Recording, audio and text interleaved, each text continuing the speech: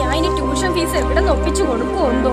Tuition fees ഇല്ലാതെ അവളെ class കയറ്റേ ഇല്ല. എന്തായാലും ഗീതയുടെ വീട്ടിലോട്ട് പോയി നോക്കാം. ഇപ്പൊ 100 രൂപ ബാക്കി വന്ന് ഇനിയിപ്പോ ഇത് വല്ല കുടുക്കിയാലാങ്ങാനും ഇടാം. ആ പോണത് ഉഷയല്ലേ? അവൾ എവിടെ പോണെന്തോ? ഡീ ഉഷേ, നീ എവിടെ പോണ? അയ്യോ എടി ഗീതയെ, ഞാൻ നിന്നെ തിരക്കി നിന്റെ വീട്ടിലോട്ട് വരെയിരുന്ന്. ആ എന്തടി? അല്ല, എനിക്കൊരു 100 രൂപ കടം തരാണ്ടാ. കൊച്ചിന് ട്യൂഷൻ ഫീസ് അടയ്ക്കാൻ 100 രൂപ കുറവ്.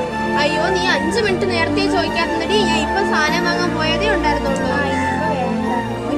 ആൾക്കാരെ കയ്യിൽ പൈസ ഇരുന്നിട്ട് ഒരു ആവശ്യത്തിന് ചോദിച്ചാൽ ആരും ഇല്ലെന്നേ പറയൂ. എന്തമ്മ കയ്യിൽ പൈസ വെച്ചിട്ട് ആന്റി ചോദിച്ചപ്പോ കൊടുക്കാത്തത്? അവർക്കൊരു ആവശ്യം വന്നിട്ടല്ലേ ചോദിച്ചത്. നീ മിണ്ടായിരുന്നാണ്.